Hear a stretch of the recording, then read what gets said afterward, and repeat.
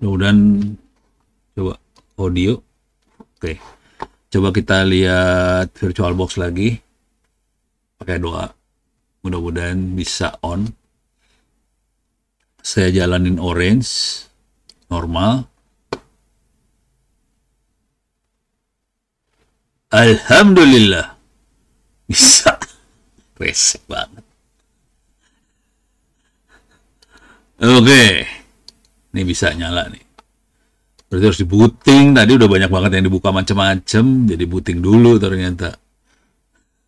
Tapi berarti lama bisa saya jalanin sih harusnya. Tapi jangan dah. Ini dulu lah. Udah di depan hidung. Oke. Di sini saya akan coba jalanin orange. Udah gitu kita akan nyoba logika berpikirnya orange dulu. Nanti pelan-pelan, saya punya waktu 1 jam ya. Nanti pelan-pelan kita akan coba bahas, masuk pelan-pelan ke berbagai fiturnya si orange. Oke. Sama sekalian mengenalkan yang namanya machine learning seperti apa. Kalau udah ngerti orange, cara kerja machine learningnya kayak gimana, nanti masuk ke Python-nya jadi gampang. Kalau tanpa itu ke Python-nya susah buat ngertinya sih sebenarnya. Oke. Iya lama juga ya. Oke. Nunggu.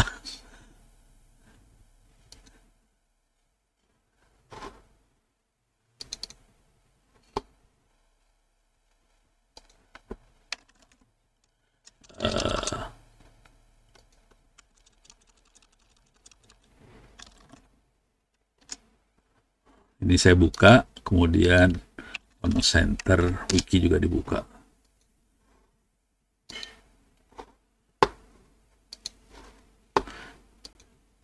Oke, udah masuk ke dalam si orange-nya, ke mesinnya.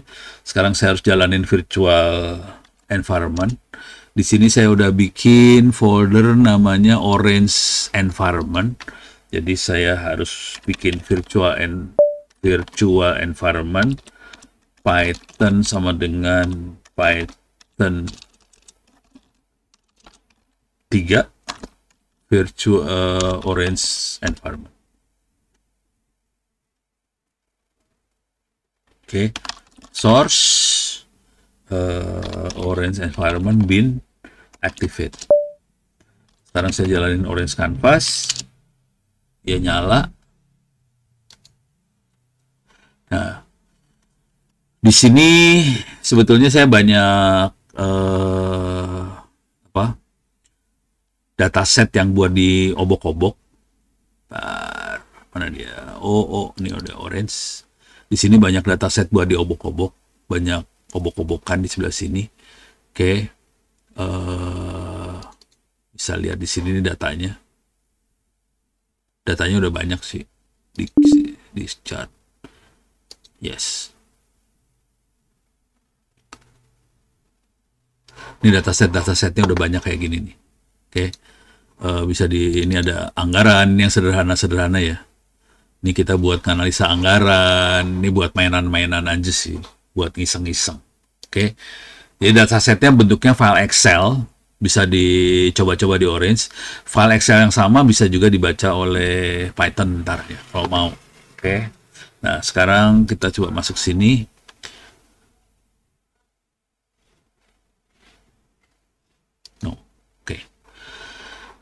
Kalau pertama kali pakai Orange, akan ada tampilan seperti ini. Di sini ada, yang penting di sini ada example, contoh. Kalau kita klik, di sini ada banyak contoh-contoh yang bisa kita cobain. Bisa dicobain satu-satu. Wait, dah. Tapi programmingnya gampang seperti ini. Kita bisa nyoba satu-satu nih ya. Ini contoh yang paling blow on adalah yang pertama yang ini. Ini cuman ngebuka file dan ngeliat isi file. Ini saya tutup aja ya. Ini perhatiin, ini namanya file, yang ini data tables. Tutup aja biar nggak ribet. Ini saya tutup semuanya. Ini tutup. Ini kalau kita lihat, ini ada file. Kita bisa buka file. Misalnya ini adalah iris table. Filenya ada di mana? Bisa kita lihat filenya ada di sini sih sebenarnya. Home, Ono, Orange, Environment, apa-apa, dataset. Terus kita bisa iris type, ini yang dibaca. Oke. Dia langsung bisa baca di sini tabelnya apa aja. Ada kolom sepal length, sepal width, petal length, petal width, ada iris, ini tipenya numerik, ini categorical. Nah, kemudian kita bisa lihat isinya. Ini data table kita geret, kita sambungin. Dah, kita bisa lihat isinya. Nah, ini langsung dapat isinya. Oke. Dengan data seperti ini, kita nggak bisa lihat apa-apa sih sebenarnya. Kalau kita sebagai manusia, susah buat baca seperti ini. Oke. Kita butuh visualisasi atau tool-tool lain buat ngelihat makhluk ini. Kalau cuma kayak gini aja nggak ada artinya apa-apa. Kita nggak bisa lihat apa-apa. Tapi yang penting di sini, ini ada 4 features, ada 3 target. Ini feature-nya adalah sepal length, sepal width, petal length, petal width. Ini ada targetnya nih, sebelah kiri. Iris setosa, nanti di bawah ini ada iris apa lagi nih? Iris versicolor, di bawah sini ada iris virginica. Makhluk apakah ini? Sebetulnya ini adalah bunga. Bisa dilihat di sini. Iris flower. Kita bisa lihat gambarnya. Nih, bunganya kayak gini. Kalau dalam bahasa Indonesia kira-kira hampir, bukan anggrek sih, tapi kayak anggrek lah. Apa bunga apa ya, nggak tahu lah. Nah, tapi di sini dia kasih tahu ini ada petal, ini ada sepal. Mana sepal? Ini sepal. Jadi yang lebar ini sepal, yang kecil ini petal. Jadi yang kecil di tengah itu petal, yang lebar yang ini sepal. Oke, yang tengah petal sepal. Coba lihat lagi. Ini ada sepal yang gede-gede ini, yang di tengahnya petal. Nah, kemudian kita punya 3 jenis iris flower classification. Ada 3 jenis iris nih. Nih, oke. Ini ada iris setosa, iris versicolor, iris virginica. Ini ada yang tengah ini petal, yang luar sepal. Oke. Ini petal, sepal. Nah, di sini ini ada 3 jenis ya, setosa, versicolor, virginica. Ini kalau kita lihat di sini, ini kita ngukur sepal length, petal width. Sepal length, sepal width, petal length, petal width. Terus ada ininya. Nah, sekarang dari ukuran itu, coba kita belum main mesin learning nih ya. Kita cuman ambil data, bentuknya file CSV, kemudian kita visualisasi lah. Visualisasinya kita bisa visualisasi pakai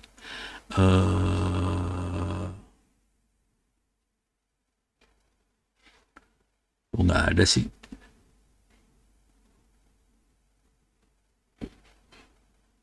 Reviewer. Oh, nggak ada.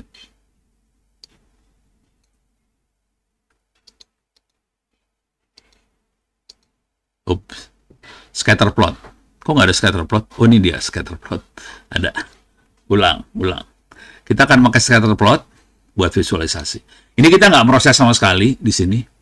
Kita cuma lihat aja nih makhluknya. Oke, kita sambungin. Kita lihat makhluknya. Ini ada 3 jenis di sebelah kiri. Ada iris setosa, versicolor, virginica. Dibedain pakai warna ya. Biru, merah, hijau. Ini kelihatan. Ini setosa. Versicolor adalah yang warna merah. Terus virginica yang warna hijau. Kelihatan dari sini adalah, ini kita makainya sumbu X-nya adalah sepal length, sumbu Y-nya sepal width. Kalau kita pakai sepal, ini bisa kelihatan. Ini si setosa misah sendiri. Sementara versicolor, virginica kecampur. Konsekuensinya, secara algoritma, jadi ini nggak usah pakai teori muluk-muluk lah. Nggak usah pakai algoritma, nggak usah pakai apa, kita pakai mata aja. Kalau kita pakai mata, kita bisa lihat dengan jelas bahwa si setosa bisa kita pisahin dengan mudah. Sementara 2 makhluk yang lain, versicolor sama virginica, kita nggak bisa misahin. Ini jadi satu, nyampur. Jadi ini kalau kita pakai sepal. Kalau kita ganti pakai petal width. Nah, ini lebih gampang nih. Ini si Setosa kepisah sendiri, lebih gampang misahinnya. Sementara si Versicolor sama Virginica rada lumayan misah. Cuman ini ada yang kecampur di sini. Nah, itu jadi jangan kalau pakai main mesin learning AI dan sebagainya, cara berpikirnya gini. Kalau pakai mata aja nggak bisa dipisahin, jangan berharap pakai mesin bisa. Karena sebenarnya mesin sih cuman masalah jumlah. Kalau kita harus analisa dengan jumlah besar, mesin kepake. Tapi kalau jumlahnya kecil, mata kita juga bisa sih sebenarnya, nggak usah pakai mesin. Jadi kalau sampai mata nggak bisa misahin, jangan berharap mesin bisa misahin. Kira-kira gitu cara berpikirnya. Jadi ini sama sekali belum pakai ini ya, belum pakai mesin apa-apa sih. Deh, ini kayak gini. Sekarang kita akan coba yang lebih lucu-lucu. Oke.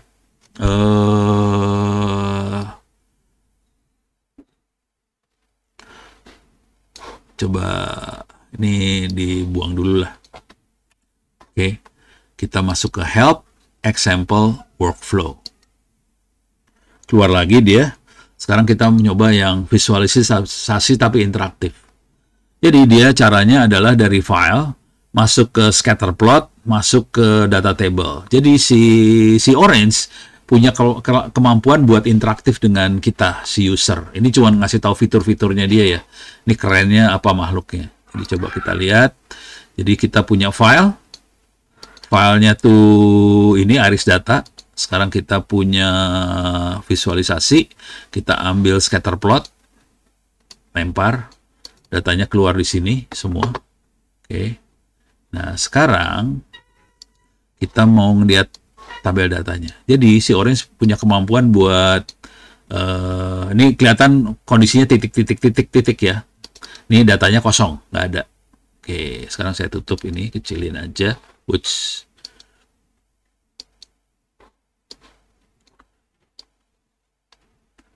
sekarang ini ke sini.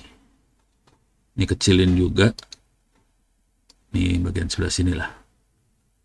Oke.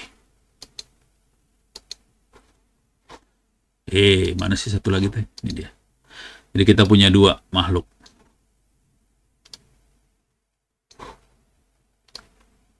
Oke. Sekarang kita coba select yang ini. Kita bisa select nih. Ini select. Ini keluar langsung di sebelah sini. Jadi yang kita select ini adalah makhluk yang ini nih. Semuanya grup 1. Oke, kita bisa select lagi di sini. Ini adalah Versicolor. Namanya grup 1 juga sih. Karena cuma satu grup doang. Tapi kita bisa lihat di sini ada Versicolor ini ukuran-ukurannya. Ini bisa kita lihat kalau mau select. Jadi kita bisa si Orange punya kemampuan berinteraksi sama kita. Kita select mana, keluar datanya yang mana. Gitu. Ini cuma kasih tahu aja kita bisa kayak gitu dengan Orange. Oke. Ini saya buang lagi. Sekarang kita bisa lihat lagi example workflow. Kita bisa visualisasi subset dari data. Ini dibalik ya. Ini visualisasi di sini. Ini datanya yang kita select dari sebelah sini. Oke. Sekarang kita cara ini beda. Sekarang kita pakai filenya, ambil Iris lagi. Kemudian kita ada dataset, kita ambil ke sini. Kita kirim. Ini datanya ada di sini semua. Ini datanya dia. Nah, sekarang kita bisa scatter plot. Kita lemparin datanya ke sana. Kita dapetin scatter plotnya dia. Ini. Oke. Sekarang saya akan sini saya kirim ke sebelah sini.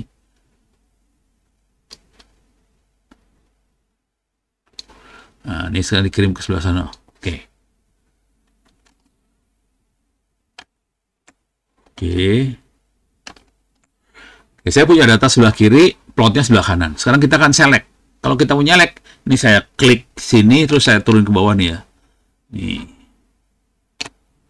Ini kelihatan bahwa saya milih yang sebelah sini. Oke.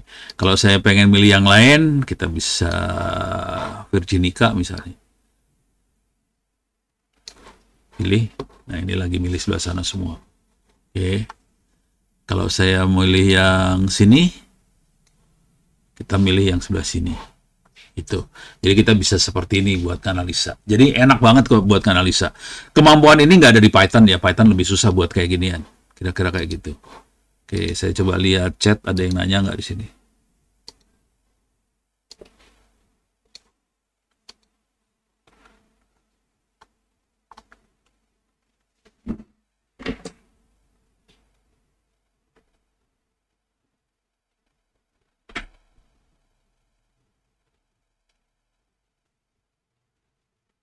Lagi ngomongin apa sih?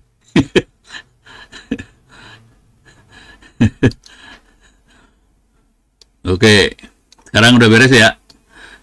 Sekarang kita akan coba yang ini saya pelan-pelan masuk ke makin susah ya. Ini udah bisa saya kita bikin classification tree. Oke, ini sama iris, cuman di sini udah ada algoritma dimasukin. Oke, jadi di algoritma ini kita pengen deteksi kalau waktu kita ngelihat si data ini, yang pertama kali dilihat apa? Kita lihat proses classification tree ini, dan kita bisa lihat di sini waktu ini. Nah, ini dia hasilnya. Ini dipakai banget di banyak di banyak kegiatan. Misalnya kalau kita mau ngambil keputusan yang dari data yang kita lihat, yang pertama kali dilihat apa? Jadi waktu ada data si iris ini, ternyata yang pertama kali dilihat adalah panjang petal. Jadi sebenarnya cuma sederhana sih. Angkanya 1,9. Kalau kurang dari 1,9 pasti dia iris setosa. Kalau di atas 1,9 kita lihat lagi petal width-nya. Kalau petal length-nya petal width-nya di bawah 1,7, kalau di atas 1,7. Kalau di atas 1,7 ini iris virginica. Kalau di bawah, nah ini yang mulai pusing. Pilih yang mana? Kira-kira kayak gitu. Jadi ini adalah pohon proses pengambilan keputusan, dan ini yang penting banget di dunia ini ya, di dunia buat jadi duit tuh yang di sini nih sebenarnya. Sekarang saya kasih lihat contohnya. Jadi kita akan coba, ini saya tutup aja, saya masuk ke data. Kita ada punya berapa contoh data. Ini data set, itu buat contoh data. Saya geret data set. Oke. Ini dataset. Ini ada Titanic, ada car evaluation. Saya akan masuk ke car evaluation. Saya ambil car evaluation. Kita lihat datanya. Datanya adalah data penjualan mobil. Ini data penjualan mobil. Jadi, ini misalnya di toko showroom mobil, dia ngelihat ini ACC nggak jadi beli nih, mobilnya nggak jadi beli. Mobilnya kebetulan harganya mahal, biaya maintenance mahal, pintunya 2, orangnya 2, tempat bagasinya kecil, safety-nya low, orang nggak beli. Yang di sini orang juga nggak beli, harga tinggi, maintenance tinggi, pintu 2, person 2, small, medium. Yang di sini ada lagi nih, cari yang ACC lah. Ini datanya banyak banget kan, jadi kita harus tahu. Jadi intinya sederhana aja sih.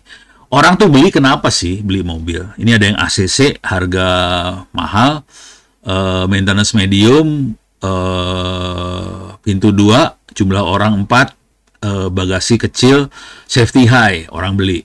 Gitu ya. Sekarang pertanyaannya, sebelum kita bukan pertanyaan sih, kita akan coba ngelihat algoritma mana yang paling bagus kita pakai buat menganalisa dataset seperti ini. Jadi kita akan mengevaluasi berbagai algoritma. Caranya adalah kita klik evaluasi, evaluate, di sini ada banyak pilihan, di sini ada test and score. Kita geret. Tarik test and score ke sini, kita masukin dataset ke dalam test and score. Udah, masuk. Di sini banyak sekali model. ada tree, ada random forest, ada linear regression, ada logistic regression, ada macam-macam lah. Ini ada banyak banget, kita pilih beberapa nih, saya pilih 5 nih ya. Kita kirim ke sini, kirim ke sini, kirim ke sini, kirim ke sini, kirim ke sini. Jadi ada 5 algoritma, kita cek, ini lagi di 4, 50, 70, 80, 90, 100%. Oke, dari 5, linear regression nggak bisa dipakai, cuman kalau kita lihat sekarang yang paling bagus adalah tree, 97% presisi. Presisinya 97, random forest 95, logistic regression 90, naive Bayes 96.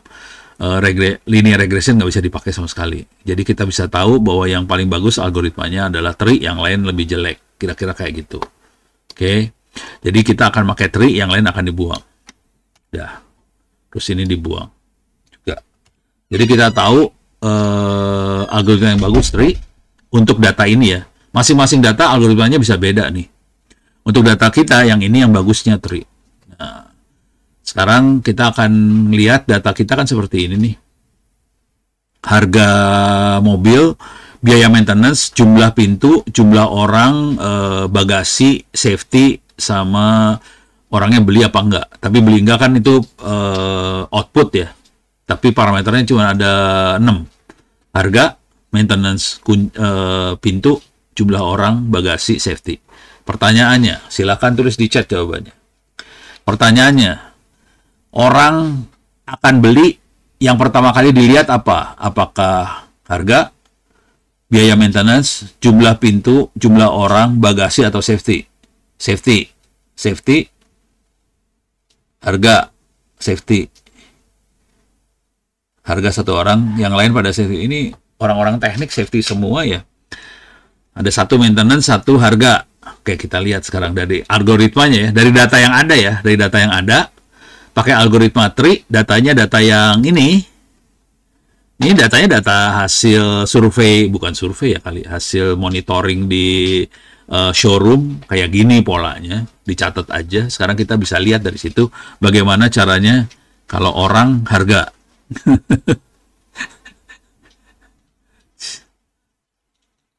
Kalau company safety, ini pada berpikirnya company semua nih kayaknya. Oke, kita akan visualisasi. Kita pakai tree viewer sini. Kita tarik ke tree viewer. Oke, kita lihat. Ini programmingnya cuma gini. Jadi yang namanya programming AI, machine learning dan sebagainya pasti adalah ini ya, ngambil data, modeling, visualisasi. Udah. Kalau buat ngelihat pola ya, klasifikasi atau ngelihat decision tree, bentuknya cuma kayak gini aja programnya. Ini nggak dipakai nih sebenarnya, ini remove. Jadi programnya cuma kayak gini doang. Ini yang dataset ini sebenarnya bisa dilihat sebagai proses mata-mata. Bagaimana kita melakukan mata-mata buat ngelihat data. Sekarang kita lihat hasilnya. 2 level aja. Jadi yang pertama kali dilihat bukan safety, jujur. Yang pertama ini bukan ini. Yang pertama kali lihat juga bukan harga. Yang dilihat pertama kali adalah jumlah penumpang. Lo mampus, lo salah semua lo. Kayaknya nggak ada yang jawab penumpang deh. Yang benar supir angkot, yang benar supir angkot. Jadi yang dilihat adalah jumlah penumpang. Oke. Ini target kelasnya adalah misalnya ACC. Jadi, sebagian besar orang akan beli mobil kalau jumlah penumpangnya 4 orang atau lebih. Kalau 2 orang atau lebih, 2 orang atau 2 orang, itu cuman berapa?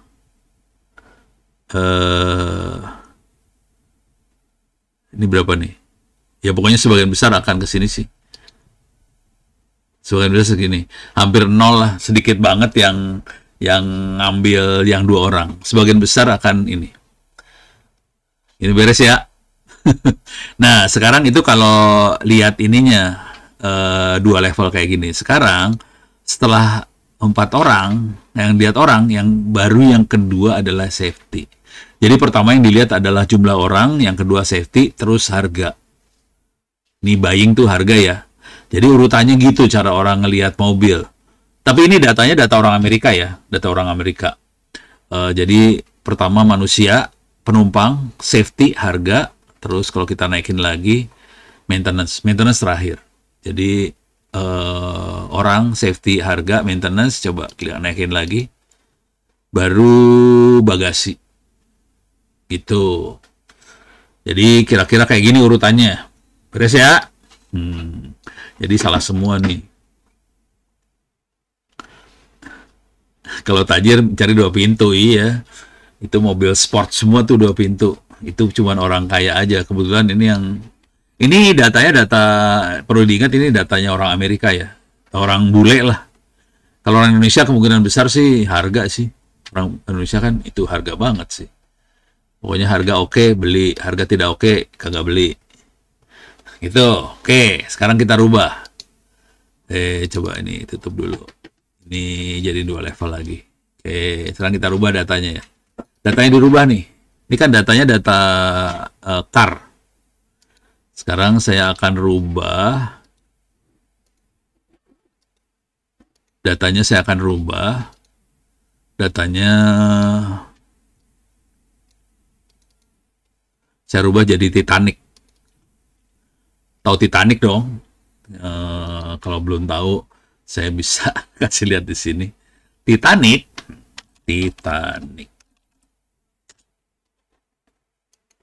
Titanic adalah kapal laut punya orang Inggris kayaknya.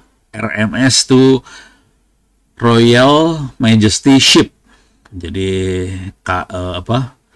kapal milik kalau orang-orang Inggris kan gitu ya. Kapal punya ratu Inggris.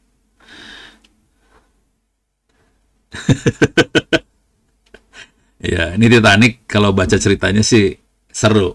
Jadi yang ngedesainnya sombong banget. Ini kapal nggak akan tenggelam gitu katanya yang ngedesainnya. Oke. Nah, kalau kita lihat datanya sekarang Titanic datanya.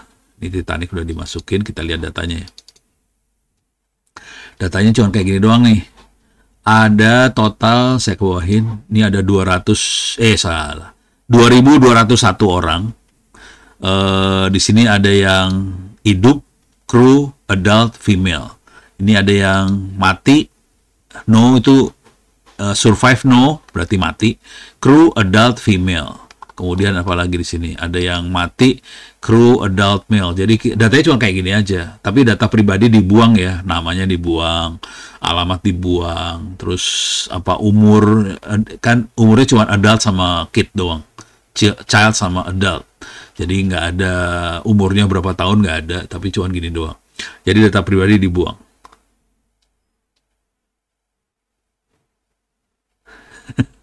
Nah, sekarang pertanyaannya, ini ada 3 ya, 3 parameter ya.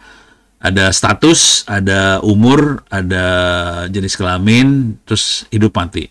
Pertanyaannya, bayangkan ini ada di kapal Titanic tenggelam, ada malaikat maut datang buat ngambil nyawa orang. Pertanyaannya, ini parameternya cuma 3 ya. Status, umur, jenis kelamin. Waktu malaikat mau datang, pertama kali dilihat tuh yang mana? Status, umur, atau jenis kelaminnya, seks. So, silakan tulis. Yang mana yang dilihat pertama kali? Umur, jenis kelamin. Umur. Oh, campur banyak ya. Oke, ini banyak. Nah, pilihannya cuma 3 ya, tinggal pilih salah satu aja sih.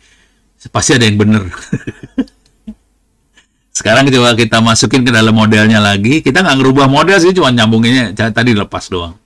Ini masukin ke sini, sekarang kita masukin ke sebelah sana. Nah, kita bisa ngelihat akibatnya.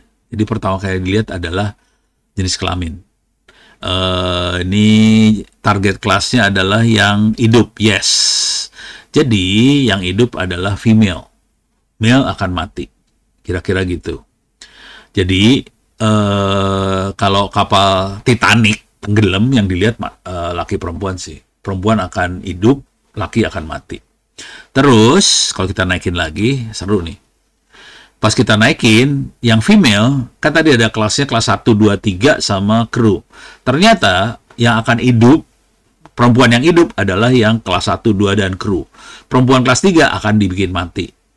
Kalau yang laki-laki, dilihat umur. Kalau dia adult, akan mati. Kalau dia anak-anak, hidup. Jadi beda perilakunya female sama male lain.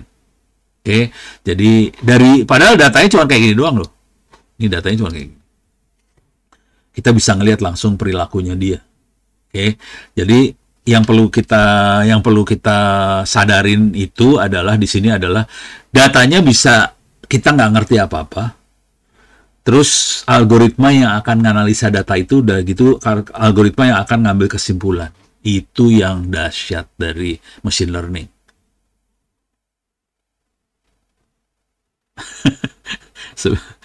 Lu ada cewek di sini ntar ngamuk lu. Wah, laki selalu perempuan dia sayang. Perempuan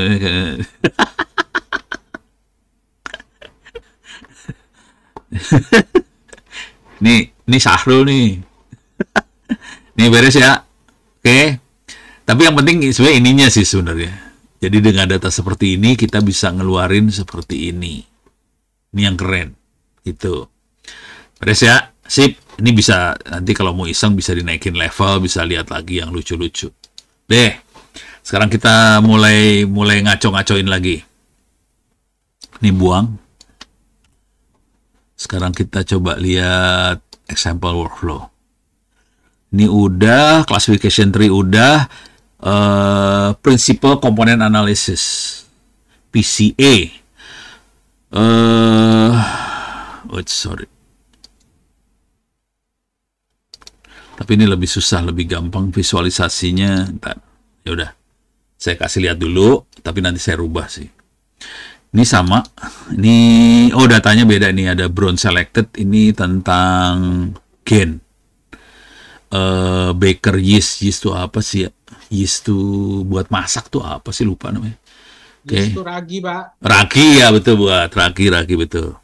Jadi ragi, tapi saya nggak ngerti ini ada alpha, ada elu, apa tengah arti lah orang, pokoknya ada kayak ginian, ada gitu, ada targetnya ada proteas, reps, sama ribo, nggak ngerti apa, pokoknya ini ada makhluk ini. Dan ini perhatiin ada kolomnya ada 79 fitur, oke. Nah, pertanyaannya, kalau kita buat analisa 79 fitur pusing banget, pusing. Jadi kita bisa pakai yang ini PCA. PCA ini intinya gini kalau PCA itu. Tadi kan ada 79, fiturnya ada 79. Kalau kita cuma bikin dari 79 jadi 2 fitur, kita bisa dapat berapa persen dari semua dari semua varian tadi. Ini kan 35%, ini 0,35 ya. Jadi 35% lah. Plus ambil berapa nih? 35% lah. Oke. Kalau saya ambil kalau satu fitur dikit banget.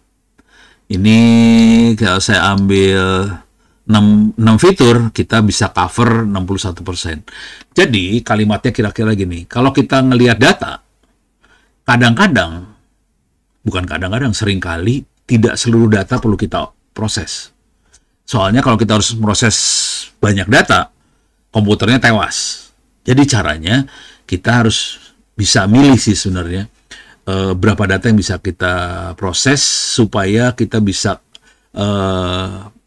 menjelaskan berapa persen dari fenomena tersebut.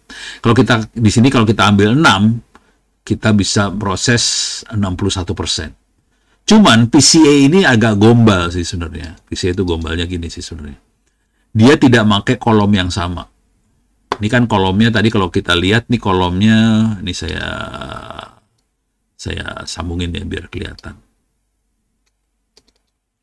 Ini kan kolomnya ada alpha 0, alpha 7. Ini nama kolomnya kayak gini nih ya. Alpha 0, alpha 7 segala macam. Oke. Sekarang kita lihat di PCA saya akan ngambil cuman 3 kolom. 3 kolom. Kolomnya seperti apa? Nah, kita bisa lihat lagi kolomnya sebelah sini. Oh, udah ada tuh. Sorry. Ini udah ada data table lagi. Kita lihat data tablenya. Kolomnya namanya diganti sama dia. PC1, PC2, PC3. Oke. Jadi dari yang sini, yang namanya alpha 0, alpha 7, dan ini jumlahnya 79 kolom, ini kan ada 7 sampai cold 40, cold 100, ini segala macam banyak banget. Dirubah sama dia kolomnya jadi kayak gini, PC1, PC2, PC3. Jadi gombal banget sih yang namanya PCA itu ngerubah. Jadi kalau di dunia geometri itu ibaratnya gini lah. Kalau kita lagi programming 3 dimensi, bayangkan kita lagi programming 3 dimensi. Berarti dimensinya ada 3 ya, X, Y, Z. Oke. Misalnya kita bikin program game. Kita pengen aktor di dalamnya itu 3 dimensi. Cuman kan layar kita bukan 3 dimensi. Layar kita kan cuma 2 dimensi. Jadi yang dilakukan adalah dia melakukan mapping. Dia akan proyeksi. Dia akan memproyeksikan suatu objek yang 3 dimensi ke layar 2 dimensi. Itu yang terjadi di game. Kalau yang ini di statistik, tadi dia ada 79 kolom, dia proyeksikan ke 3 dimensi. 79 dimensi dijadiin 3 dimensi. Kira-kira gitulah logika berpikirnya. Cuman dimensinya namanya beda. Bukan, nggak sama itu. Jadi kalau kita main PCA, kita ngerubah nama dimensinya sih sebenarnya. Jadi kalau saya suruh main, sebenarnya saya rada sebel aja kalau PCA. Tapi ini kita bisa lihat di sini bahwa di sini kita bisa ngelihat mana yang bisa gampang diklasifikasi, mana yang enggak. Jadi kalau kita pengen belajar klasifikasi, paling gampang nih pakai visual seperti ini, kita bisa lihat. Gitu ya. Nah, kalau saya biasanya nggak kayak gitu. Ini gua buang nih. Nih, kita buang aja. Saya pakai rank. Ini teknik yang lain lagi sih. Nih, kita sambungin ke rank. Wah, dia lagi ngitung ya. Oke. Nih, kita bisa lihat ranknya. Oke. Nah, di sini tergantung kita mau pakai ini ada beberapa metode buat bikin ranking sih sebenarnya. Rank tuh ranking ya. Ada information gain, ada ANOVA, ada chi-square, ada ini segala. Ini ada banyak metode sih. Tergantung kita mau pakai yang mana. Oke. Nah, dari sini kita bisa ngelihat, tergantung ini kita bisa klik aja gain ratio. Kita klik, kita bisa lihat di sini. Ini kelihatan kolom, ini ada 5, kita bisa tambahin sih. Best rank, misalnya 6. Ini 6 ranking yang paling dominan. Kita bisa lihat rankingnya Diau F, SPO Early, Diau G, SPO 511. Ini adalah kolom-kolom yang nilainya akan mendominasi output. Tapi tergantung algoritmanya ya. Ini kalau dari gain ini 5-nya yang ini. Coba kalau kita lihat yang ini, berubah nggak yang ini kolom yang sebelah kiri ini ya, Diau, SPO Early segala macam berubah nggak? Kalau kita klik, nggak berubah. Jadi bisa kita pakai.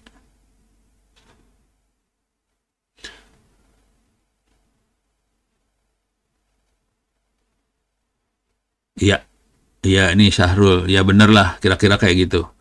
Jadi bisa dipakai, ini di-ignore, ini bawahnya di-ignore. Jadi kolom yang di bawah di-ignore. Dengan catatan kita nanti ini pasti ada bikin error ya. Jadi ada bikin error karena ini kan kita akan membuang 70-an kolom di bawahnya. Jadi waktu kita analisa, kita harus tahu bahwa kita bisa mempercepat proses prediksi dengan cara saya buang kolom-kolom yang sampah-sampah ini.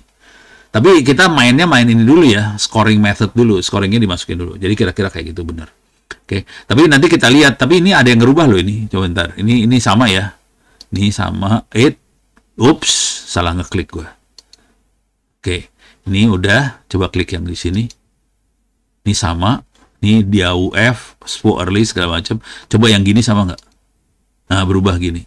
Ini berubah. Yang ANOVA berubah. Jadi nanti dilihat kalau ini harus ada ini ya.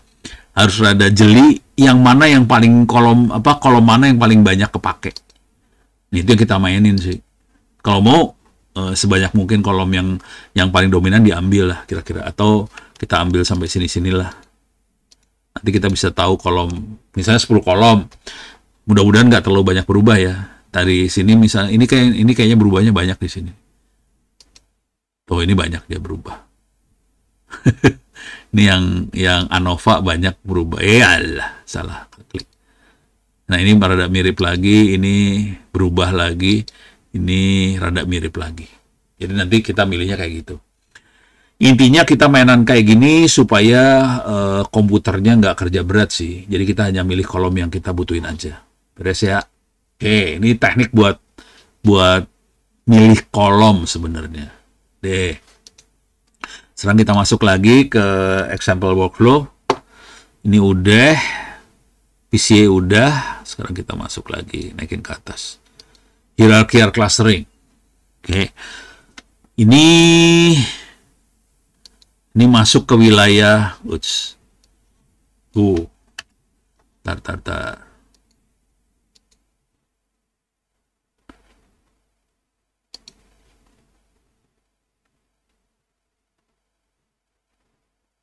Mana sih? Future rank. Oh, ini nih. Oke. Nah, ini wilayahnya wilayah di sini kita akan main distance di sini. Ini masuk ke wilayah namanya unsupervised learning. Oke. Yang tadi yang iris segala macam, kalau kita ingat datanya iris, coba saya ambil datanya iris dulu ya.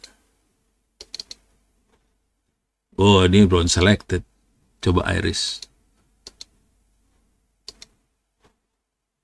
Datanya tuh ada satu target, 4 fitur.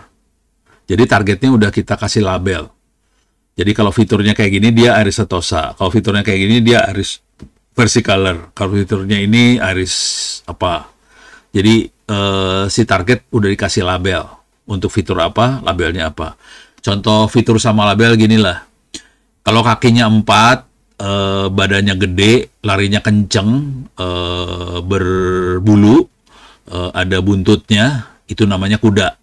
Jadi itu tadi kaki 4, warna coklat, gede, lari kenceng, itu fitur. Terus kita kasih tahu targetnya namanya kuda. Kalau dia punya sayap, kalau pagi berkokok, terus dia dia bukan berbulu, dia apa sih? Salah ya. Kalau kuda tuh berambut, kalau ayam berbulu, salah. Apa ya? Bulu ya, bener ya. Nah, jadi dari fitur itu kita bisa identifikasi targetnya. Oke. Jadi harus ngerti antara fitur sama target. Itu. Nah, yang kalau targetnya udah kita kasih tahu, itu namanya supervised learning. Kalau targetnya tidak dikasih tahu, nggak ada targetnya, itu namanya unsupervised learning. Jadi kalau kita ada data yang tidak ada target, tapi kita harus bisa klasifikasi, itu namanya unsupervised learning. Kalau di datanya sudah ada target, kita harus klasifikasi, kita pakai supervised learning namanya. Itu istilahnya aja sih. Oke. Nah, untuk supervised learning kita akan ngitung distance. Distance adalah mengkelompokkan berdasarkan fitur. Dia akan kita kelompokkan berdasarkan fitur. Kalau yang di sini agak susah. Kita akan ganti materinya pakai ini, gambar ini aja lah. Paling gampang mah. Gambar pakai image analytic. Kita akan import image. Masuk ke orange, masuk ke domestic animal. Choose. Kita dapetin 20 gambar di sini. 20 image. Domestic animal. Domestic animal artinya hewan peliharaan. Oke. Nah, di sini kita bisa lihat gambarnya, image viewer. Saya akan masuk ke sini. Ini gambarnya kayak gini nih. Jadi ini ada sapi, ada bebek, ada ayam, ada kelinci, ada apa segala macam. Kita sebagai manusia udah gampang sih klasifikasinya. Ini kayaknya satu keluarga sama ini, sama mana lagi ini, sama ini nih kakinya 4, warnanya coklat, satu keluarga nih. Ini ayam sama ya kalkun rada mirip sama ayam lah. Gitu, satu keluarga lagi. Ini ada bebek, ini beda. Ini ada kakinya 4, gendut, namanya sapi, beda keluarga. Jadi kita bisa tahu mana yang satu keluarga, mana yang enggak. Gitu. Nah, sekarang fungsinya adalah, coba kita lihat datanya seperti apa. Data table-nya kira-kira kayak gini sih. Jadi bentuk data tabelnya cuma kayak gini doang sih. Jadi ada nama file, kilobyte, terus pixel kali pixel. Nah, sekarang dengan kondisi seperti itu, coba kita kita analisa, kita bikin model, kita akan kita akan kirim modelnya ke neural network. Ini image viewer, image embedding. Ini image embedding. Kita akan pakai Google Inception V3. Itu Google Inception V3. Ini bentuknya neural network seperti ini. Intinya dia bisa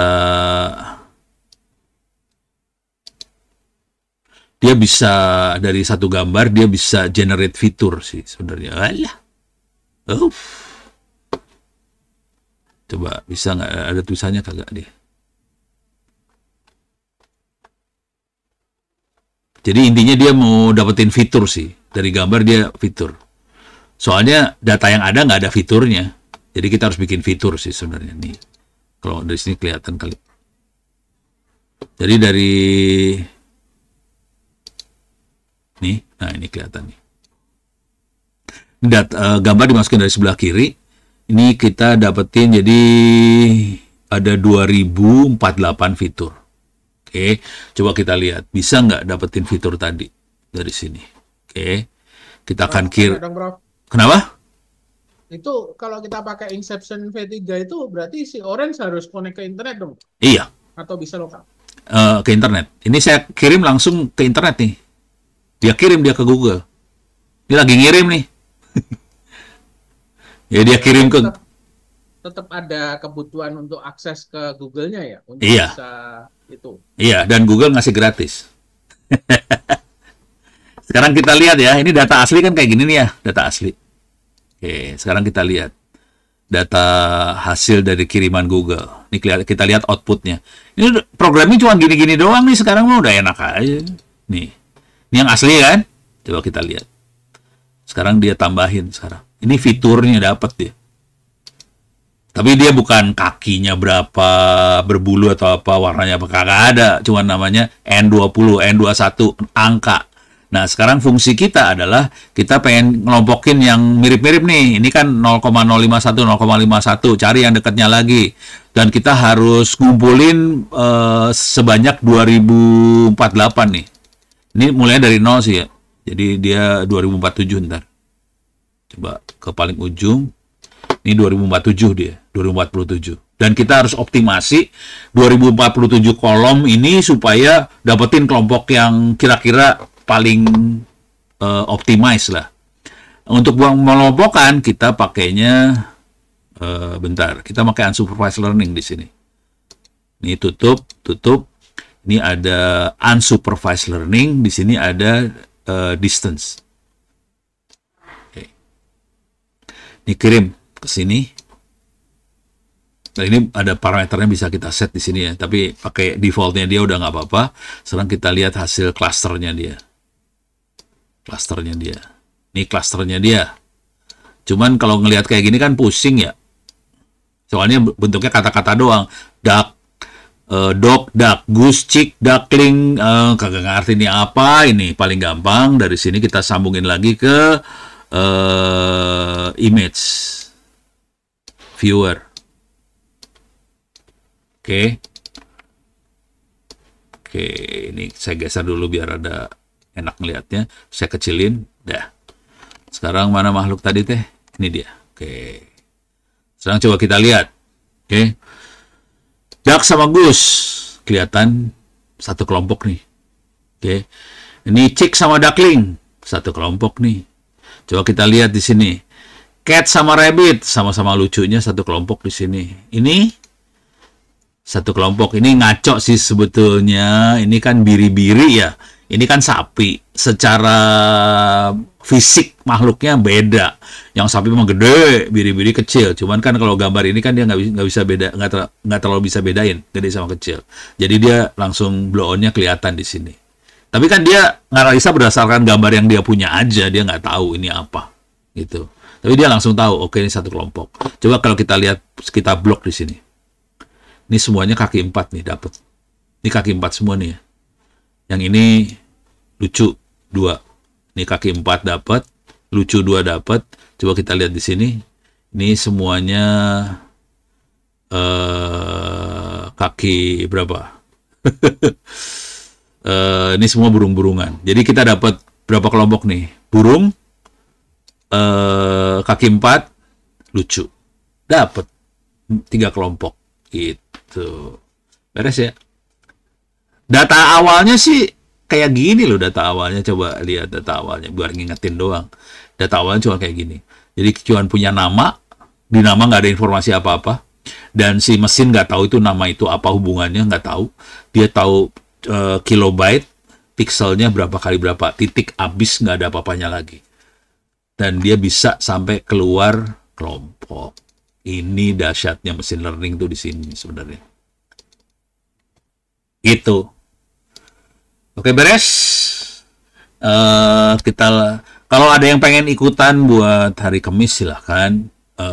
Kita akan ngoprek di lantai 3. Kita akan bikin LLM. Tadi harusnya LLM-nya bisa jalan juga sih sebenarnya, tapi harus di-booting dulu, jadi salah tadi. Jadi habis kuliah sore saya booting. Oke. Jadi hari Kamis kita akan coba LLM. Kayaknya itu aja yang penting. Oke. Sama tolong Pak, ya, Pak mau nanya Pak, boleh. bener nggak Pak kalau di dalam pembuatan from scratch gitu sebenarnya yang paling berat itu waktu kita prepare dan collect datanya Pak. Karena kalau kita masukin garbage ya yang akan diproses juga garbage gitu Pak. Betul. Garbage in, garbage out. Iya, betul. Dan pengalaman saya itu kemarin nih papernya bisa dicari sih. Ini contoh real beneran ya. Telkom Nika Sat Ono 1 Indonesia. Nih.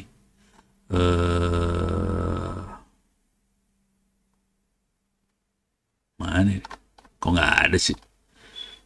Ini bukan Internet Solution. Telkom 1 Indonesia Award. Kok nggak ada paper? Gelar. Ya pengalaman sih Pak kemarin waktu buat apa metode untuk subsurface itu Nah, kita harus back trace balik ke 10 tahun ke belakang itu ke ya, 2015. Data iya, yang ada sekarang itu nggak nggak bisa. komplit, jadi kita Harus ke jadi kita belakang. belakang kita rapihkan dulu soal Betul. data yang baru ini ada di zaman dulu gitu Pak. Jadi ya itu yang text time hampir 6 bulan lebih, tapi begitu kita build eh, dengan platform yang berbeda cuma 2 minggu itu udah muncul Pak gitu. Jadi Iya. pada saat kita know how to-nya membantu sekali, tapi sebenarnya yang paling berat adalah waktu collecting Paling berat. sama ya data Pak, data quality. Ya, jadi ngumpulin data berat. Kalau yang 1 Indonesia Awards, kita ngumpulin datanya 15 tahun. Jadi data 15 tahun. Wah, Udah gitu, yang jadi masalah waktu ngumpulin data adalah setiap 2-3 tahun sekali mereka ganti penanggung jawab datanya diganti orangnya. Dan orang-orang ini tiap ini suka beda-beda format datanya. Mampus aja udah bagian yang itu. Udah formatnya beda, 15 tahun dengan format yang beda, butuh waktu sekitar 6 bulan lebih sih buat nyatuin data jadi satu. Jadi pas maboknya ngumpulin data. Bikin programnya cuman butuh waktu sekitar 30 menit. Terus seminggu jadi paper jurnal. Ini kalau nggak, saya kasih lihat paper jurnalnya langsung aja ya. Ini paper jurnalnya pakai Orange. Jadi ini buat semuanya nanti kalau mau ngutak-ngatik ada di data science kalau nggak salah.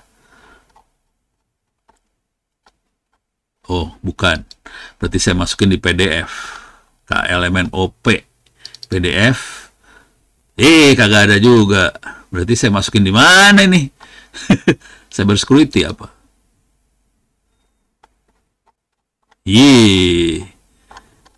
Hilang. filenya. Gua taruh di mana ya? Coba bentar. Ini dia. Ini kayaknya. Oh, ini dia bener. Ini dia. Ini paper jurnalnya. Nulisnya sendirian doang. Iseng. Ini iseng banget. Tahun 2021. Nah, ini kelihatan. Ini source code-nya orange dimasukin ke paper jurnal. Ini source code-nya orange. Ini source code-nya orange. Inti kalimatnya cuma gini doang sih. Tapi ini proses 15 tahun ya. 15 tahun. Di sini nih intinya. Di average judge pre-final ini compared to random forest prediction found to be reasonably similar. Itu kuncinya itu aja sih. Udah segitu panjang lebar segala macam dan emang bener waktu yang dibutuhin lama banget. Ini mainannya belasan tahun semua sebetulnya. Ini buat semuanya biar pada sadar aja ini kerjaan panjang sih. Oke. Ada lagi? Berarti logiknya, oh ini udah beres ya? Oke, yaudah. Ini udah jam 9 malam, kita tutup sampai sekian. Kenapa? Makasih Pak. Oke, kita tutup sampai sekian dulu. Mudah-mudahan bisa bermanfaat. Billahi taufiq wal hidayah. Assalamualaikum warahmatullahi wabarakatuh. Sampai ketemu minggu depan. Waalaikumsalam warahmatullahi wabarakatuh. Waalaikumsalam warahmatullahi wabarakatuh. Oke deh.